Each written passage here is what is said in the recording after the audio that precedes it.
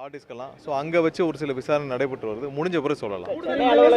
இந்த விவகாரத்தில் திமுக காப்பாற்ற முயற்சி பண்ணுறாங்க. ஹார்ட் டிஸ்க் தொலைஞ்ச படத்தில் சிபிஐ விசாரணை வேணும்னு எடப்பாடி பழனிசாமி கேட்டிருக்காரு. இல்லை, எல்லா விசாரணையும் முடியட்டும். யார் யாரையும் காப்பாற்றுறாங்கல்ல, கண்டிப்பாக யார் குற்றம் செஞ்சதெல்லாம் தண்டனை கிடைக்கப்படும். இதில் யார் யார் எதையும் மறைக்க முடியாது. எல்லா டேட்டாவும் கண்டிப்பாக மாற்று ஒரு இடத்துல ஹார்ட் காப்பியாக இருக்கிறதுக்கான வழிகள் இருக்குன்னு சொல்லியிருக்காங்க. ஸோ அதெல்லாம் ரெக்கவர் பண்ணுற வேலைகள் நடந்துகிட்ருக்கு. யார் தவறு செய்திருந்தாலும் எல்லாமே இதில் இது பண்ணப்படும். எந்தெந்த இடத்துல முறைகேடு இருக்கோ நம்ம எல்லாம் பார்த்துட்டு தான் இருக்கோம். டெய்லி நம்ம அதை விசாரிச்சுட்டே தான் இருக்கோம். விரைவில் எங்கே ஏதாவது முறைகேடுகள் இருந்தால் அதெல்லாம் கண்டுபிடிக்கப்பட்டு அதுக்கான விசாரணையும் பேரலாக துவக்கப்படும். எத்தனை பேர் அரெஸ்ட் பண்ணியிருக்கோம் சார்? இது சென்னை தான் ஹெட் ஆஃபீஸில் மட்டும்தான் இந்த மாதிரியான இதில் நடந்திருக்கு. ஸோ மற்ற இடத்துலலாம் பெரிய அளவில் டேட்டாக்கள், அதாவது இது மாதிரியான கிரிட்டிக்கல் டேட்டா, இந்த மாதிரி டெண்டர் சம்மந்தப்பட்ட டேட்டாக்கள் மற்ற இடத்துல இல்லை, ஹெட் ஆஃபீஸில் மட்டும்தான் இருக்குது. இது வரைக்கும் 18 ஆர்டிஸ்க்கு ஒவ்வொரு ஃப்ளோர்லேயும் ரேண்டமாக போயிருக்கு. ஒவ்வொரு ஃப்ளோர்லேயும் ஒவ்வொரு டிபார்ட்மெண்ட்லேயும் ரேண்டமாக போயிருக்கு. ஸோ அதுக்கான கணக்கீடுகள் ஆல்ரெடி பண்ணிட்டாங்க. அதோட டேட்டா வேறு காப்பி எங்கெங்கே இருக்குன்னு ஒரு சில இதுக்கு வந்து அடிஷ்னல் காப்பீஸ் இருக்குது, டேட்டாவுடைய அடிஷ்னல் காப்பீஸ் இருக்குது. அதெல்லாம் வந்து ரெக்கவர் பண்ணுறதுக்கான வேலைகள் இருக்குது. ஒரு சில டேட்டாவுக்கு மட்டும் ஹார்ட் காப்பி இருக்குது. ஸோ அதெல்லாம் பரிசோதித்து இருக்கிறதெல்லாம் டேட்டா இருக்குது. எத்தனை பேர் அரெஸ்ட் பண்ணியிருக்கோம் சார் இந்த இல்லை, போலீஸ் விசாரணை முடியட்டும். அவங்க இன்னும் நிறைய விசாரணை பண்ணிகிட்டு இருக்காங்க, துரிதமாக பண்ணிட்டு இருக்காங்க. ஹார்ட் டிஸ்க்லாம் எங்கெங்கே போயிருக்கு, எங்கெங்கே ட்ராவல் பண்ணிருக்கு, எங்கே எடுத்துகிட்டு செல்லப்பட்டதுன்னு பார்த்துருக்காங்க. வரட்டும். இல்லை, உள்ளேருந்து ஒரு சில பேர் வந்து இதை செய்து கொடுத்துருக்கலாம். ஸோ அதை விசாரிச்சுட்டு வராங்க. முழுமையான விசாரணை முடிகிறதுக்கு முன்னாடி நம்ம இதை பற்றி பேச வேண்டாம். முழுமையாக விசாரணை இல்லை, எல்லா ஒரு சில முக்கியமான டிபார்ட்மெண்ட்ஸில் ஒவ்வொரு ஃப்ளோர்லேயும் ஒவ்வொரு சில டேட்டாஸ் வந்து ஒரு சில ஹார்ட் டிஸ்கில் ஒரு சில இதுலேருந்து போயிருக்கு. ஒவ்வொரு 2வது ஃப்ளோர்லேருந்து 3வது ஃப்ளோர் எல்லா ஃப்ளோர்லேயும் ஒரு சில இடத்துல டிபார்ட்மெண்ட்லேருந்து போயிருக்கு. ஸோ அதை எடுத்து என்ன பண்ணாங்க என்னன்னு விசாரிச்சுட்டு வராங்க. மின்வெட்டு பிரச்சனைக்கு தீர்வு காணாமல் ஹார்ட் டிஸ்க் வச்சு திசை திருப்ப பார்க்குறாங்கன்னு சொல்லிட்டு முன்னாள் அமைச்சர் செந்தில் பாலாஜி. யார்? நம்ம உத்தமர் செந்தில் பாலாஜியா? அவர் என்ன வேணாலும் பேசலாம். அதாவது இந்த டிபார்ட்மெண்ட்டில் என்ன நடந்திருக்குன்னு நம்ம வந்து எல்லாம் பார்த்துட்டே தான் இருக்கோம். சரியா? செந்தில் பாலாஜி வந்த பிறகு இந்த டிபார்ட்மெண்ட் என்ன ஆச்சுன்னு தெரியும். ஸோ செந்தில் பாலாஜியோட பேட்டியில் நானும் மதியம் பார்த்தேன். என்ன சொன்னார்? டெண்டரில் வந்து என்ன இருக்குது, போர்டு தான் அப்ரூவ் பண்ணுச்சுன்னு. அப்புறம் எதுக்கு சிபிஐ விசாரணை வந்துச்சு?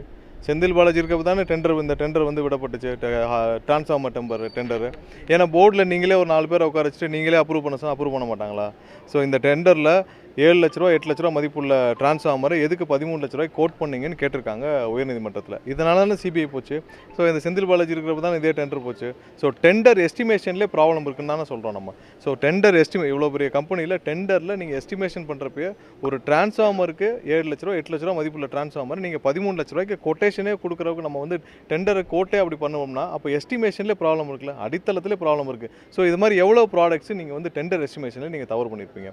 ஸோ நம்ம போன வாரம் பார்த்துருப்பீங்க, ப்ரெஸ்லலாம் வந்திருக்கும்.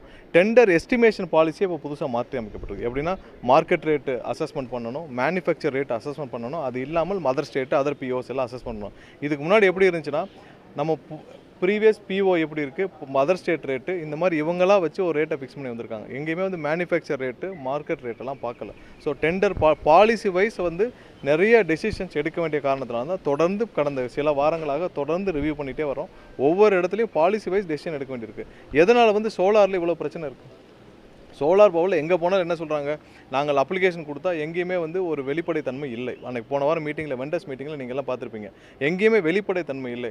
ஒரு சில புரோக்கர்களுக்கு போய் 25 லட்ச ரூபா கொடுக்க வேண்டியிருக்கு, 30 லட்ச ரூபா கொடுக்க வேண்டியிருக்கு. ஒரு மெகாவாட்டுக்கு 25 லட்சம் 30 லட்சம் கொடுத்தால்தான் அந்த புரோக்கர்கள் வந்து பாஸ் பண்ணப்பட்ட நிலைமையில் கடந்த 5 வருஷமாக இதே உத்தமர் செந்தில் பாலாஜி இருந்த டைம்லேருந்து ஆப்ரேட் ஆகிட்டு இருந்திருக்கு. ஸோ இதை வெளிப்படைத்தன்மை கொண்டு போகிறதுக்கான வேலையை தான் நாங்கள் செஞ்சுட்டு வரோம். ஏன்னா நிறைய பேருடைய பங்களிப்பு நம்மளுடைய சோலாரில் நிறைய ரெனியூவபிள் எனர்ஜியில் நிறைய பேருடைய பங்களிப்பு வேணும். அப்போ தான் இந்த இண்டஸ்ட்ரி க்ரோ ஆகும். இது நல்ல க்ரோ ஆக வேண்டிய இடத்துல இருக்கும்.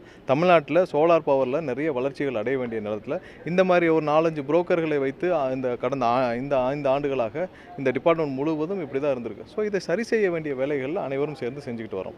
இது சோலாரில் வெளிப்படைத்தன்மையோடு யார் வேணாலும் பங்களிக்கலாம், அவங்களுக்குலாம் ஓப்பனாக கொடுக்குறோம், டிரான்ஸ்பரண்ட்டாக கொடுக்கணுன்ற வேலைகளை பண்ணுறோம். பாலிசி லெவல் டெசிஷன் எடுக்கணும். வெகு விரைவில் அதுக்கான வெப்சைட் லான்ச் செய்யப்படும்.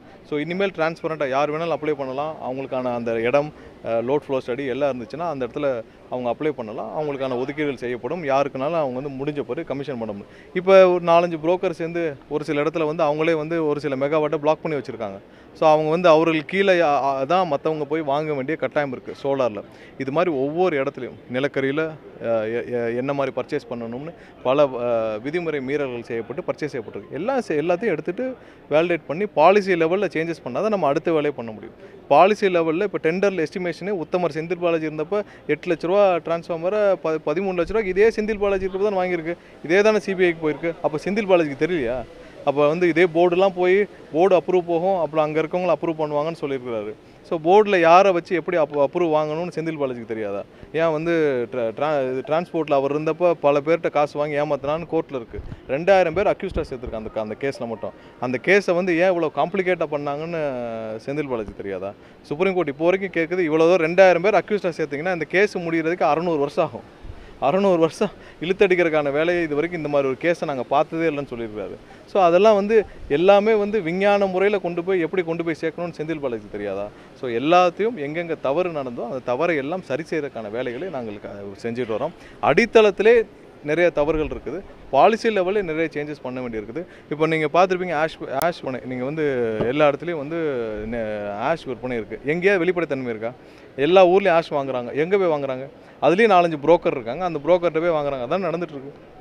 இதெல்லாம் ஸ்ட்ரீம்லைன் பண்ண வேண்டிய கட்டாயத்தில் நம்ம இருக்கிறோம். உடனுக்குடன் செய்திகளை தெரிந்து கொள்ள சன் நியூஸ் பெல் ஐகானை கிளிக் பண்ணுங்க.